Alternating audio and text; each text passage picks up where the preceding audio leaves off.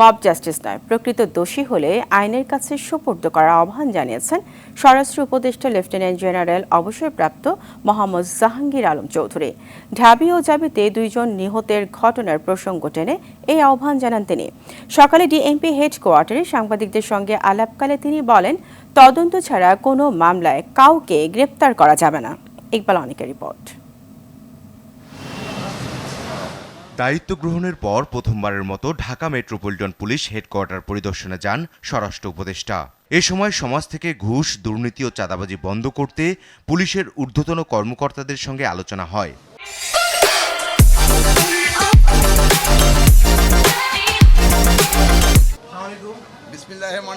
পরে সাংবাদিকদের সঙ্গে কথা বলেন স্বরাষ্ট্র উপদেষ্টা।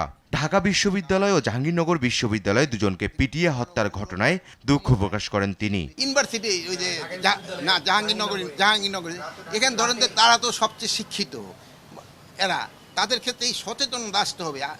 মানে হয় একজন অন্যায় করলে তারা আইনের হাতে সোপর্দ করেন, কিন্তু এই আইন তো আপনার হাতে তুলে নেওয়ার কারো কিন্তু অধিকার নেই। আইনের হাতে তাকে সোপর্দ করতে হবে। এটার ক্ষেত্রে আপনারাও একটু আমাদের সাথে কাজ করতে পারেন, জনসচেতনতা বৃদ্ধি করতে হবে, যেটা ইনোসেন্ট লোক যেন কোনো অবস্থায় হেনস্থা না হয়। তিনি বলেন, এখন পুলিশ নয়, মামলা দিচ্ছে ভুক্তভোগীরাই। যারা দোষী শুধু তাদের নামেই মামলা দেওয়ার অনুরোধ জানান তিনি।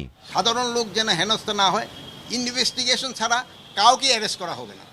এবং আমি ডিবিরে আজকে ইনস্ট্রাকশন দিয়ে দিছি, তাদের পরিচয় ছাড়া পরিচয় তারা নিজেরা দিবে, তারপরে ধরবে। এখানে আমার ধরার কথা শুধু ক্রিমিনালদের, আমি সাধারণ মানুষকে তো ধরার জন্য বলবো না, ক্রিমিনালদের ধরার জন্য। সাধারণ পাবলিকের যেটা কমফোর্ট হয় এটার দিকে আমাদের পুলিশ চেষ্টা করবে। পুলিশের অনেক ক্ষতি হয়েছে জানিয়ে দ্রুত সময়ে পুলিশকে জনবান্ধব বাহিনীতে গড়ে তোলার আশা প্রকাশ করেন উপদেষ্টা জাহাঙ্গীর আলম চৌধুরী। ইকবাল অনিক, RTV, ঢাকা।